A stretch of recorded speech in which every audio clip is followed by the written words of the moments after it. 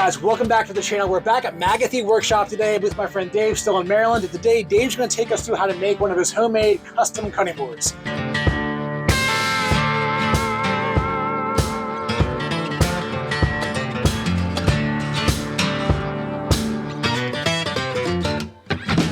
Yeah, so I mean, it's pretty easy as far as, you know, if you already have the raw materials, it's just basically taking a raw piece of wood and shaping it, smoothing it out, and then getting it polished, sealed, and ready for use. So what size are we going for today? Like a 10 by 10, 12 by 10? Yeah, I mean, you know, every kitchen, you know, obviously should have one. So, I mean, you want something you're going to be able to put a steak on or something like that, or some big veggies or whatever, or even a big roast. So like something I'll go with is probably like a 16 by 10 by 16 is a pretty good size. Yeah. All right, guys, let's get after it.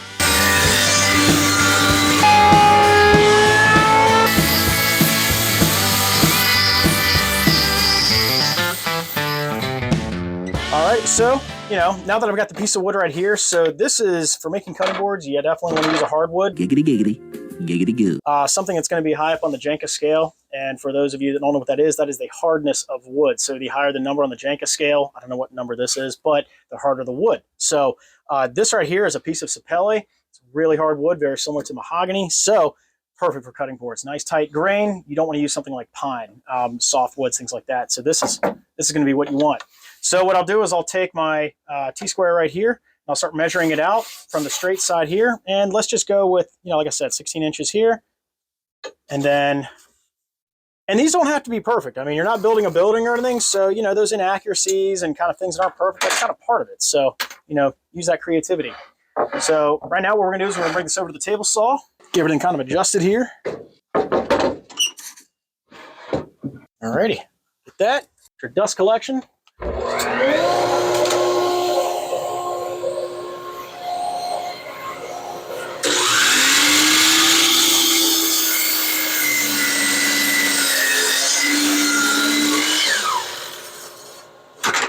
Down, flip her over.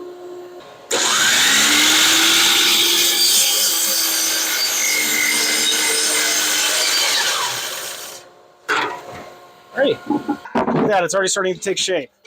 That's already a nice size. All right, guys, so thanks for tuning in. The cutting board's all done. We'll see you next time.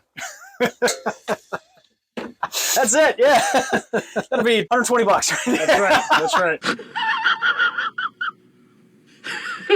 All right, so what we're gonna do is we're going to take out kind of like the rough edges right here.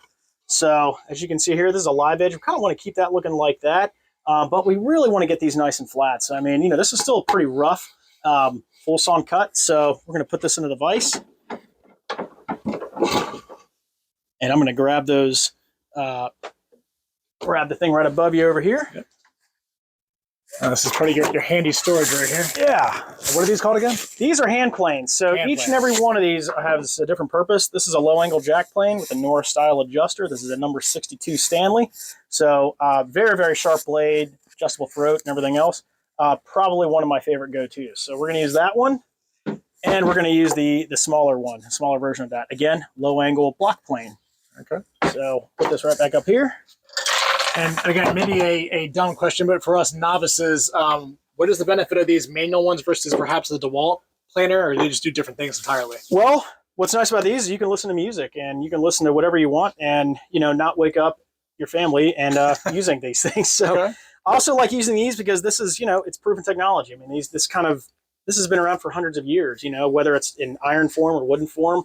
Definitely not as quick as something that's powered, but again, you know, you can kind of, this is more like fine sculpting and everything else, whereas like that there, that's more about like just getting the job done and doing it well. Both of these are very effective, but... And Dave was telling me some of the ones that you just saw in his storage above are 100 and how old? 120? Yeah, some of them date back to some of the Stanley number 4s that I have up there date back to about 1910, 1912. Wow, okay. Yeah, cool. So this one right here is not as old, but still very good. So probably still won't have the safety glasses on, of course. So, you know, just in case anything crazy happens, but nice and solid. So.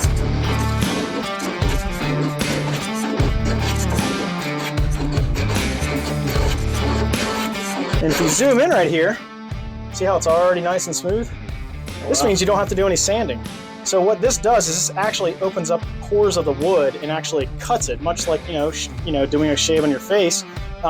This actually, sanding will grind down wood, where this actually has a nice nice shave to it. So yeah, it's a little bit more of a pure cut.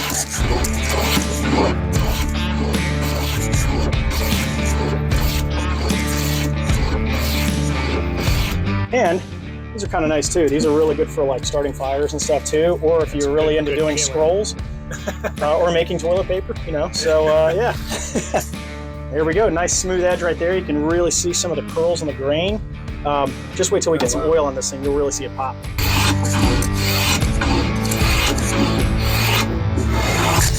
This gives a nice like little edge right here. So.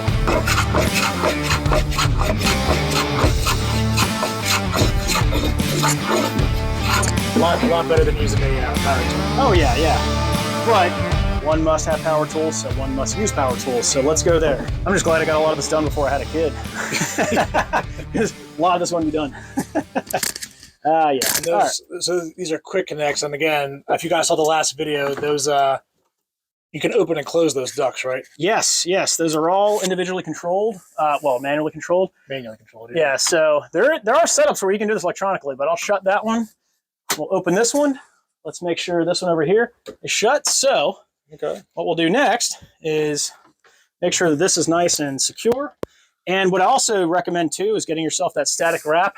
You don't want to get shocked when you're using something like this. So if you guys haven't seen the last video, Dave took us through an entire tour of his wood shop here. And in that video, he quickly explains his entire dust collection system as a 2-stage collection system. So very cool.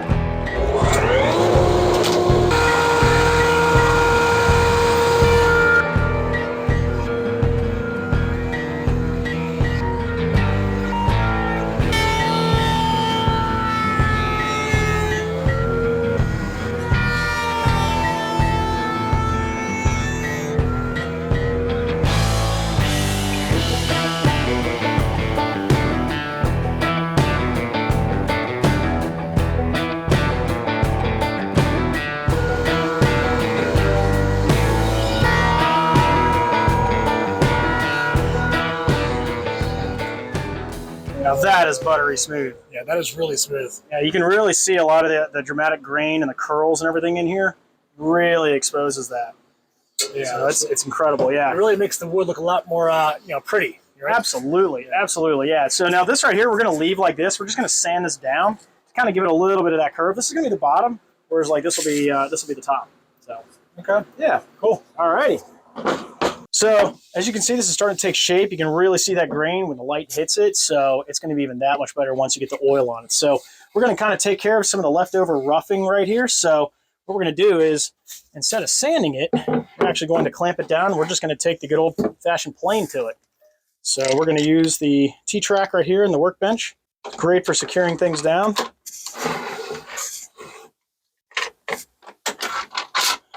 It's nice to have some music on in the background every now and then, you know, maybe some Bach or maybe some death metal or whichever you prefer. So, you know. Beethoven's Fifth. Yeah. Look at that. So it's just erasing all that roughage. Wow. And there's something to be said about doing this, where this same kind of carving and shaping was done, you know, thousands of years. So right. You keep it alive, Dave. Yeah, somebody's got to. Alrighty. It's only fun until you hit a knot or something. That's where the real challenge comes in. So we're going to sand that part. Now, are those rubber feet on those against the wood, not metallized? Yeah, so this is nice and rubbery right here on both sides. So, it won't gouge the... exactly. Keeps the finish nice and intact. Alrighty, so now what we're going to do is we're going to take kind of some of these pieces out of here. And actually, know what the easy way to do that is we're just going to trim a little bit off of here. So this is when it was originally cut. You kind of have some of the tear out right here. Yep. So what we're going to do is just take this right back to the miter saw, and we'll just lose, you know, a ½ inch off here. It'll still be a good sized board, but yeah, easy way to take care of that.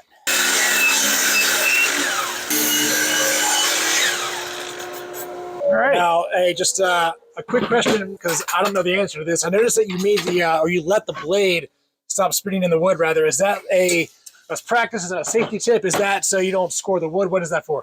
It's definitely more of a safety kind of thing. I mean, if there's anything that's like kickback or any debris, things like that, you want to keep that blade nice and controlled down where the wood is. As soon as you start bringing this right back up, you could have a kick out from the blade and actually have you know, something, if it's loose, actually come up and get caught in the blade and have kickback and whatnot. Not from the whole board, but debris could come up and hit you. So it's all about safety. Yeah, no, I really did not know that. That's why I'm asking. Yeah. Yeah. So, all right. So now what we're going to do is we're actually going to go back to using a little bit of power tools and kind of polishing up these edges right here. So just kind of zhuzh it up a little bit more. All right. So what is it, angle grinder basically? Yeah, in a way. So, I mean, what I'm using is just a, 2-inch sandpaper. And I mean, really, I used to use this on the drill press and such, but I mean, it's great for doing a little bit of shaping with the sandpaper. So similar concept to the angle grinder, but with a little bit softer of a touch. And you've got these 2-inch pads. Yeah. Velcro. So Velcro on the back, hook and loop. So this is 100 grit. So this is 180 grit. So there's a whole bunch of others. It goes up to 6,000 grit. So, I mean, won't be anywhere near that with these cutting boards. You really don't want to go anywhere north of 240. So, you really don't want to keep the grain too sealed in there, or else that oil is not going to have anywhere to soak. Let's start with the 100 grit. And this is where things do get a little messy.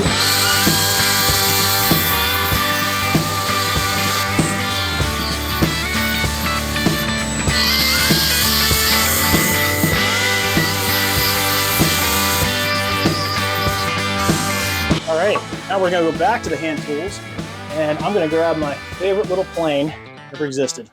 This right here is your little Stanley trim plane. The amount of usage, as you can see, the paint's even rubbed off the bottom of it. It's been used that much. Wow. It's great for a little trim work. I mean, it's like pocket Hercules. So, all right. So I'm going to put it right back over here on the on this, and we're going to do some edges with it. And we're going to be a little gentle when we clamp this in because we don't want to damage the finish. And we'll take this. You can see there, it's only taking off just a little bit. Yeah, that's really fine. Oh, yeah. And that's just to get kind of rounded corners so it's not sharp, no splinters. Getting burrs and stuff like that off of there. So, you definitely don't want to have anything like that. And it's really good for hitting that like end grain spots right here. You just don't want any sharp edges and such. You can do a little carving work with it as well if you want, but really just use your imagination. This is really where you can let the board take shape if you really want to go crazy with it. Really just kind of use your imagination. You can see we're only taking a little minute layer off of here. This is really the satisfying part. So, corners. This right here is called end grain. So this is really where the ends of that grain are. This is face grain, side grain. So really, I mean, we're going to get some of that paint off of here, but this is the strongest part of the wood, but not necessarily the prettiest all the time.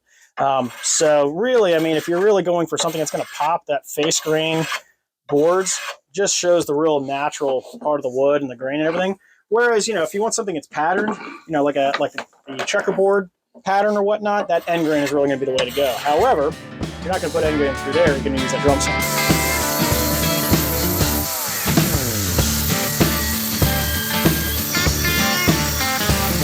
Also, don't do what I just did, and you should probably wear a mask instead of inhaling all that wood, but it keeps you more connected to the wood itself. So, yeah. Dave and I were just talking about safety first before we started shooting this video. That was an honest mistake.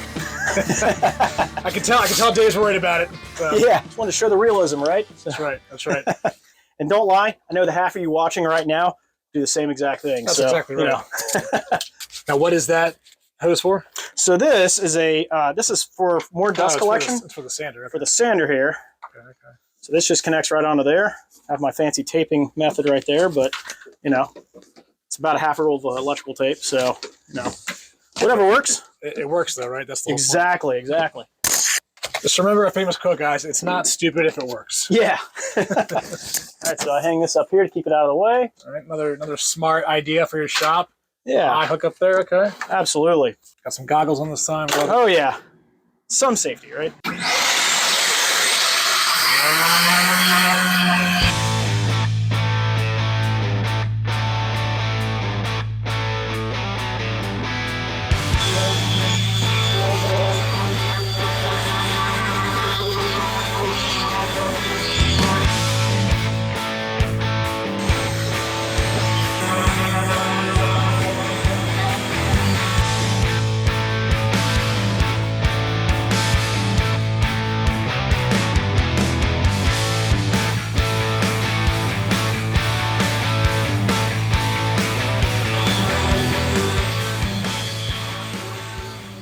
And that's how long I can hold my breath with no mask.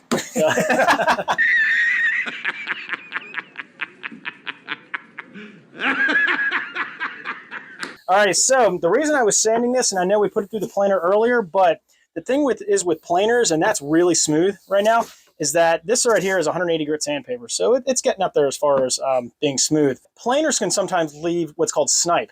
And when you're going through the infeed and outfeed, when that drum hits it, it can actually, depending on how level your infeed and outfeed tables are, which do on mine obviously require some adjusting, can leave divots on each side right here. And you obviously don't want that. It's not very pretty. It's not something that you really want on a cutting board, or much less anything that's fine material.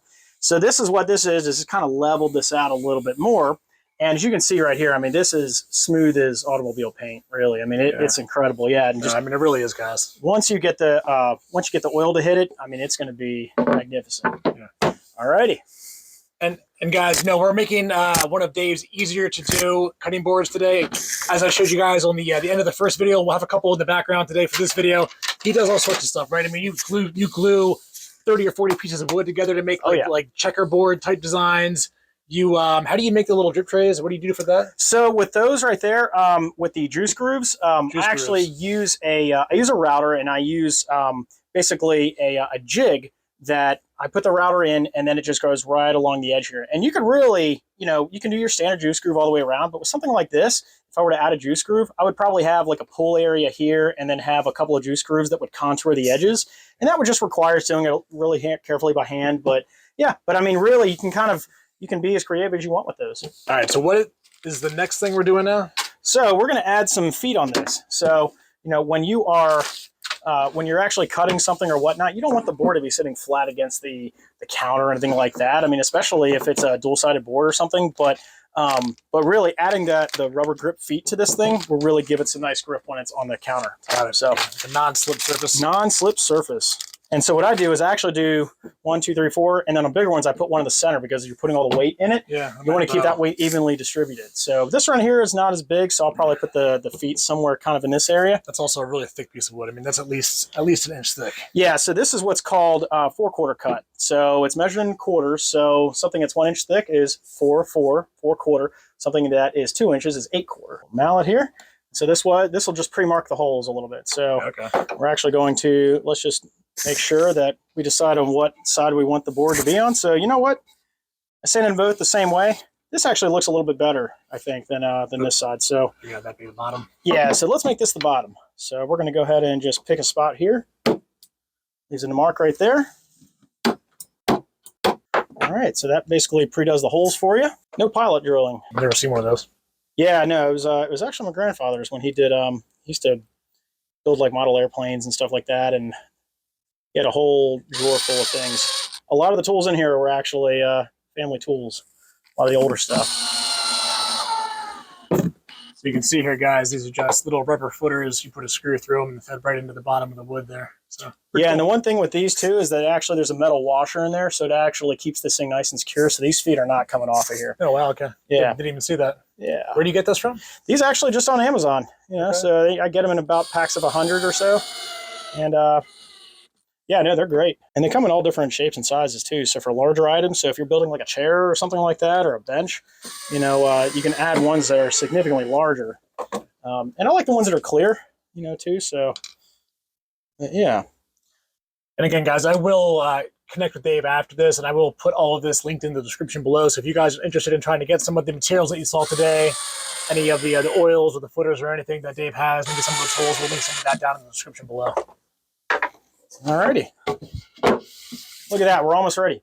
But the best part is coming. So this is, you want to use food grade white mineral oil. You can see I already have some stuff that's floating in there or whatnot. It's not really going to harm it, but you come around. So with food grade, obviously, because this is going to have fit on top of it. Yep. Looks a little messy, but I promise you, like once this hits the grain of the wood, this will look incredible. So we're going to use our drying rack. If any of you guys haven't seen the first video, we are in a 220 square foot space, and I keep saying that. I'm 6'5". You can probably tell I'm almost hitting my head, but what Dave has managed to squeeze in to this shop, I mean, is utterly amazing. So for any of you woodworking guys out there, definitely check out the last video, because Dave does an entire walkthrough of everything in his shop. All the storage spaces in the rafters, how he's built this table. There's leaves and shelves and saws, and there's a lathe on the other side. So it's pretty cool. Yeah. So I made this just out of some old furniture and dowels to actually just dry off the wood once I have it on there. So Just sit it right down in there. Actually, we're going to do it this way. Okay. And that just, what, seals the wood? Yep. So basically, this soaks into the wood. It essentially just kind of bonds with it. Soaks right in like a sponge. And then after this, after I let this dry, then I put a coat of wax on it. And what that does is that seals everything in. So kind of like think about like wax on a car, protecting the clear coat, paint, everything. This is really kind of a similar idea. This keeps things like your, juices from like meats and stuff like that, keeps the sanitation there. You will want to redo this every so often because when you're washing a board, you're going to use things like soap, and soap breaks down oils. So you're going to want to reapply this pretty often if you're a heavy user. But yeah, no, just to keep things lasting. I mean, boards like this, you want them to last 100 years. So this is how you do it. Much like maintaining tools, maintain anything, it'll last. And the wax that you put on this is just the beeswax? You can use a beeswax. I use what's called, it's a product from Howard's. They make a lot of really, really good products. You can find them at most any local hardware stores or big box stores. And they basically, it's kind of like it's a food grade wax. You want to give this thing a good bath. You're really soaking it, yeah. Yeah, and so basically, you're going to let it sit right there. A lot of times I'll leave it overnight, just kind of let it drip its way into the tray there, and then the following morning, I'll just put a nice coat of wax on it, and then you're off to the races. I guess, guys, to summarize, I mean, Dave, keep me honest here. This took you all in. There was a bit of prep, but I mean, it took you, what, about 45 minutes to make this board? Yeah, about 45 minutes. I mean, a lot of that was in the prep and staging of tools and everything, but honestly, I mean, yeah, about 45 minutes and you could have yourself a cutting board that lasts you 45 years. Great. And I guess the longest board that you've ever made, how long did that take? So I made one that was a 3D pattern board that was all end grain, all hexagonal cuts and parallelograms and everything. That probably took about a week and a half. But it was one of those optical illusion boards. So yeah, that was kind of a one-off. And is that posted on your Instagram? It is, yes. Okay. Yeah. I'll flash that all on screen, guys, so you can check that out, just so you can see what Dave's capable of doing. Obviously, we wanted to make one live with you on the camera today, so we made a more simple board. But he can do some pretty cool stuff with all these tools that he has down there. Yeah. Yeah, no, it's I'd say that probably one of my favorite ones to make was a really, really big board for a giant roast. It was a 28 by 32. That was a big one. That was like a tabletop. All right, guys. Well, I hope you enjoyed the video. Dave, thanks again, man, for making the cutting board on camera. It was a lot of fun watching it in progress, guys. I don't know about you, but it kind of inspired me to kind of hone my woodworking skills. Yeah. However, again, the amount of tools that you have in this table is a bit daunting for those of us that are more novice. So wish me luck in my next woodworking adventure here. But I guess, Dave, how do they find you if they want to find any of your, you make coasters, you make what? Cutting boards, obviously. Yeah. You make crab mallets. For those of you in Maryland, he makes crab mallets. Yeah. How do they find you? So on Instagram, it's Magothy Workshop. It's going to be one word. So you'll find it on Instagram.